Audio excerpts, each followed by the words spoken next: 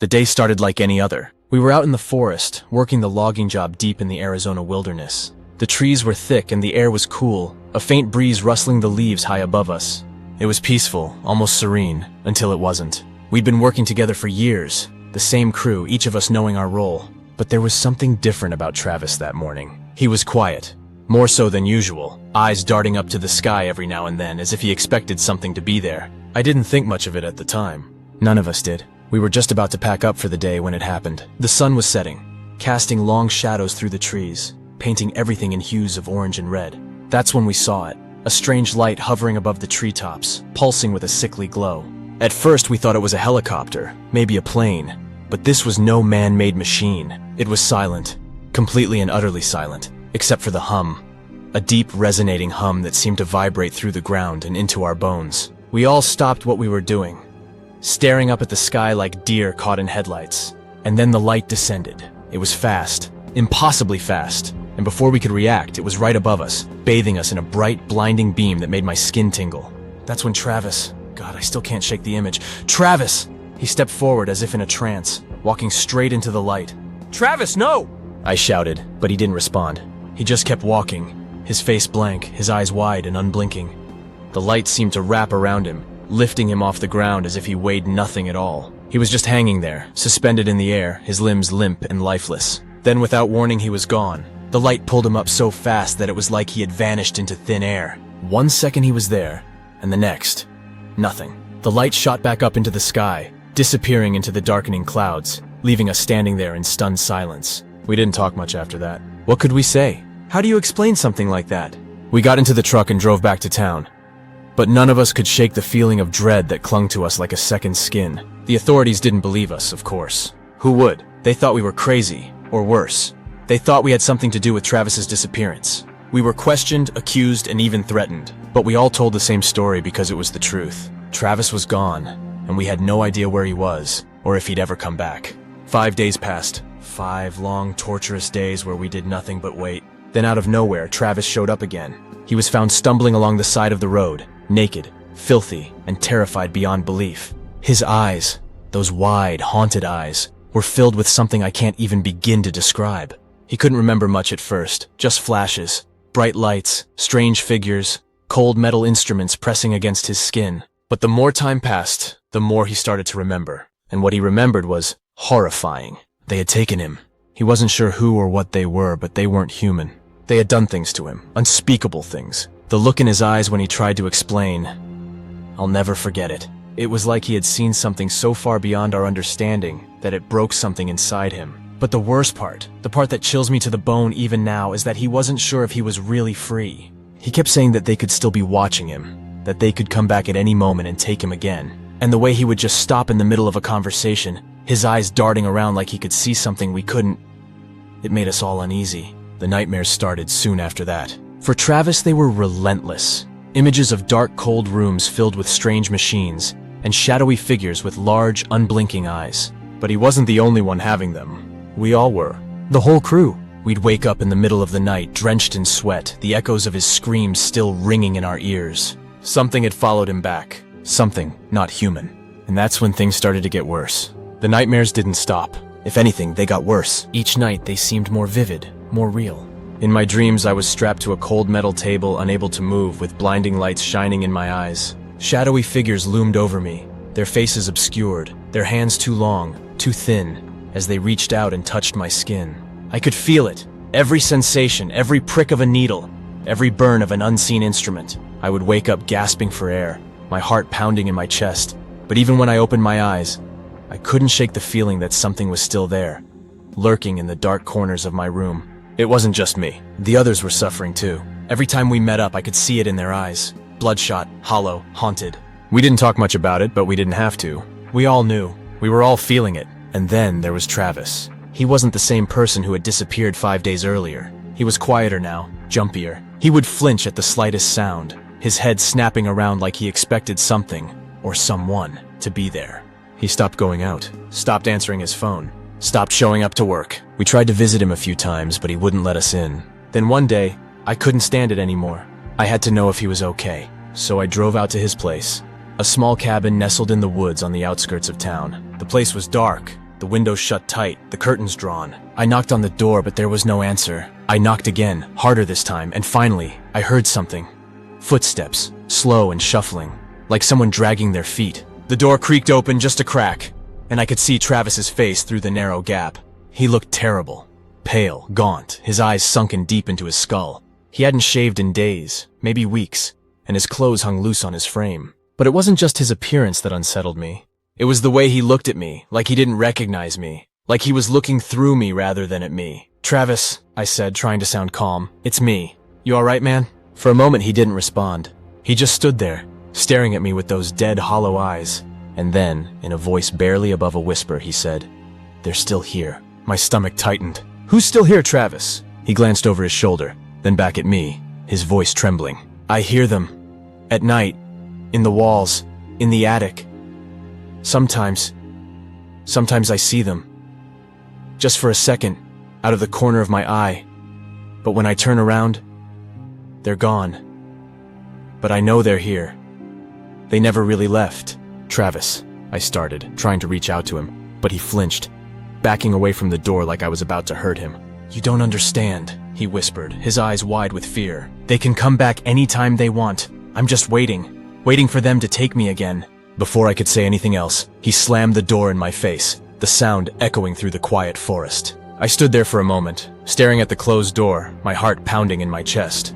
I wanted to go after him, to make him listen, but something in his voice, the fear, the absolute certainty, made me hesitate. I left that day with a heavy weight in my chest, a gnawing feeling of dread that wouldn't let go. I couldn't shake the image of Travis's face, the way he looked at me, the way he talked about them still being here. And the more I thought about it, the more I started to believe him. That night, the dreams came back, worse than ever. This time, I wasn't just a passive observer. I was fighting, thrashing against invisible restraints, screaming for someone to help me. But there was no one, only them. I could feel their cold hands on my skin, hear their whispers in a language I couldn't understand, smell the antiseptic scent of the room around me. And then, just as they leaned in close, just as I could feel their breath on my face, I woke up. But I wasn't in my bed. I was outside, in the woods, alone. My heart raced as I stumbled to my feet, my breath coming in short, panicked gasps. I had no idea how I got there, no memory of leaving the house. My clothes were damp with dew, and the forest was eerily quiet, the kind of silence that makes your skin crawl. I looked around trying to get my bearings, but everything felt wrong. Distorted, like I was still trapped in a nightmare I couldn't wake up from. And then I saw it, a shadow, all impossibly tall, standing at the edge of the trees just beyond the reach of the moonlight. It didn't move, didn't make a sound, but I could feel its eyes on me, watching, waiting. My chest tightened with fear, and I took a step back, my legs trembling beneath me. I blinked and it was gone. I ran then, not caring where I was going, only that I had to get away. I didn't stop until I reached the road, my lungs burning, my legs aching. I collapsed on the asphalt, my mind racing with 1,000 thoughts, none of them making sense. What was happening to me? What had Travis seen? And more importantly, what had followed him back? The nightmares didn't stop after that night. In fact, they got worse. Every time I closed my eyes, I was back in that room. Cold, sterile, surrounded by those figures. Their long, thin fingers hovered over me, prodding, poking, cutting. I could feel everything, every sensation amplified to a terrifying degree. But the worst part wasn't the pain. It was the sense of powerlessness, of being completely at their mercy with no way to escape. But it wasn't just in my sleep anymore. During the day, I'd catch glimpses of them, shadowy figures just at the edge of my vision, disappearing the moment I tried to focus on them. I'd hear whispers too, faint, unintelligible, but always there, just loud enough to make the hair on the back of my neck stand up. I wasn't the only one. The others were suffering too. Mike had been committed to a psychiatric hospital after that night, completely unresponsive, lost in his own mind. The rest of the crew had gone silent, isolating themselves, each of us too afraid to talk about what was happening. None of us wanted to admit the truth. We were being hunted, stalked. But it wasn't until I saw Travis again that I realized just how deep this nightmare went. It had been weeks since I last saw him. After that night at his cabin, he had completely vanished. No phone calls, no sightings, nothing. I figured he had gone off the grid, hiding from whatever had taken him. But then one night I saw him. I was driving home, the sun just beginning to dip below the horizon, casting long shadows across the road. That's when I saw him, walking along the side of the road, barefoot, wearing nothing but a thin hospital gown. His skin was pale, almost translucent, and his eyes were wide, bloodshot, staring straight ahead as if he didn't even notice the world around him. I slammed on the brakes, my heart racing as I pulled over to the side of the road. "Travis!" I shouted, jumping out of the car. He didn't respond, didn't even look at me. He just kept walking, his gaze fixed on something far off in the distance. I caught up to him, grabbing his arm. "Travis, what the hell are you doing out here?" He stopped, finally turning to look at me. His eyes, God, those eyes were empty, hollow, as if something had been ripped out of him, leaving nothing but a shell behind. "They're coming," he whispered, his voice raspy, like he hadn't spoken in days. "I can hear them. I can feel them. They're getting closer." "What are you talking about?" I asked, but deep down I already knew. "They never left," he said, his voice trembling. "They've been watching us this whole time. Waiting. They're inside us. We're not the same anymore. They did something to us." I didn't know what to say. I wanted to reassure him, to tell him that everything would be okay. But I couldn't. Not after everything we'd been through. Not after everything I'd seen. "They'll take us all," he continued, his voice distant, almost as if he was talking to himself. "One by one until there's nothing left. We can't stop them. We never could." And then, before I could react, Travis jerked his arm free and ran. He bolted into the woods, disappearing into the thick undergrowth before I could even think to follow him.